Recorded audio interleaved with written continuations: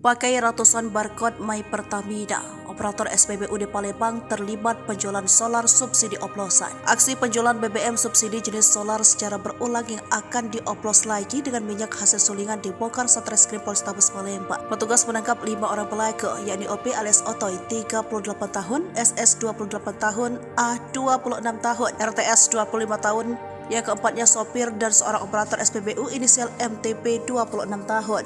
Selain itu, penyidik juga menyita 11,15 liter solar subsidi yang dibawa oleh 3 truk. BBM Kapolrestabes Palembang Kombes Pol Haryo Sugihartodo mengatakan keempat pelaku ini bekerja sama dengan operator salah satu SPBU di Jalan RE Mardadinata, Kelurahan 2 Ilir, Kecamatan Ilir Timur 2 Palembang agar dapat membeli solar secara berulang. Tersangka yang bekerja sebagai operator SPBU sengaja memberikan barcode My Pertamina kepada para tersangka agar bisa mendapatkan solar subsidi. Ada 103 barcode kami sita. Kode barcode semestinya hanya dapat digunakan satu kali untuk membeli BBM subsidi. Namun pelaku dapat berulang kali membeli solar subsidi dengan menggunakan kendaraan yang sama setelah mendapatkan barcode dari MTP, kata Haryo Selasa 13 Juni 2023. Ia menjelaskan dari hasil pemeriksaan satu mobil dapat memuat solar sebanyak 200 sampai 300 liter. Rata-rata mobil yang digunakan oleh komplotan ini telah dimodifikasi secara khusus. Ada pompa yang sudah dihubungkan dengan alat switch di dekat mobil. Saat pengisi tangki penuh, disedot kembali masuk ke dalam tandon yang berada di atas bak truk, ujar Haryo. Solar subsidi berhasil dibeli oleh komplotan ini diduga akan digunakan sebagai bahan solar oplosan. Kemudian solar itu akan dijual kembali dengan harga normal. Dugaan solar ini akan dicampur dengan solar yang berasal dari MOBA, tapi ini masih terus kami kembangkan, jelas Haryo.